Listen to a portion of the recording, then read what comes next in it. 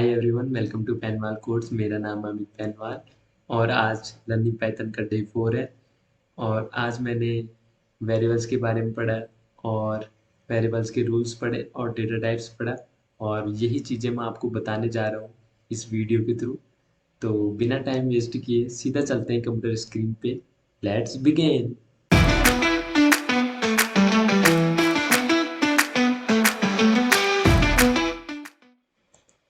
तो दोस्तों, आगे हम अपनी कंप्यूटर स्क्रीन पे आज हम पढ़ने जा रहे हैं वेरिएबल्स, डेटा टाइप्स और वेरिएबल्स के रूल्स।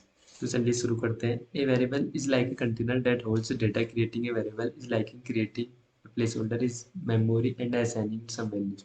शायद ही आपको इसे पढ़ के समझ में आया हो या ना आया हो, लेकिन एग्जाम्पल के थ्रू बेस्ट समझ में आता है। तो मैंने वेरिएबल्स डॉट पी वाई नाम से एक फाइल बनाई हुई है। तो ए इक्वल टू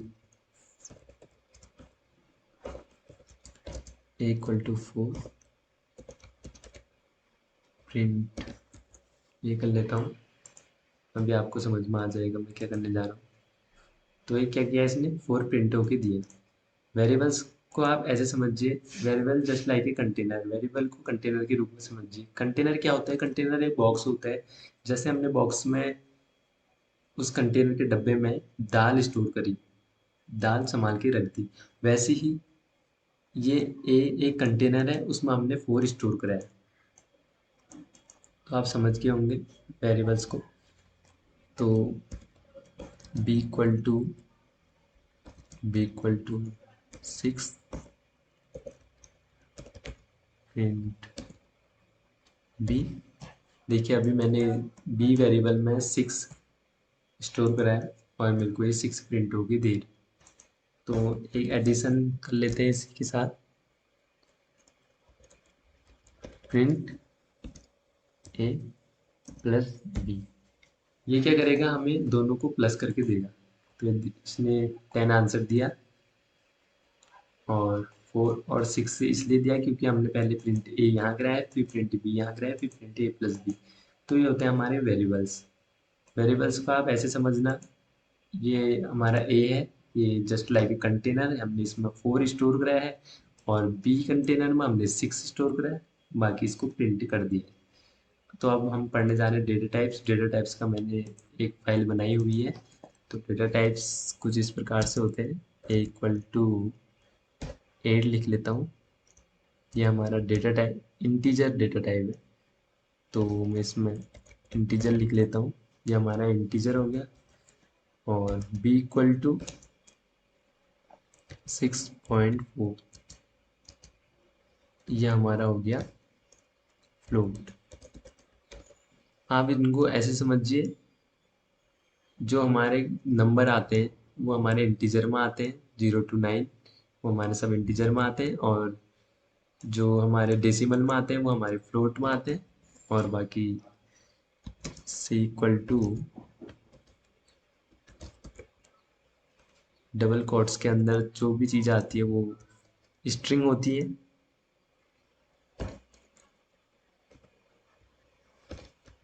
ये होगी हमारी स्ट्रिंग।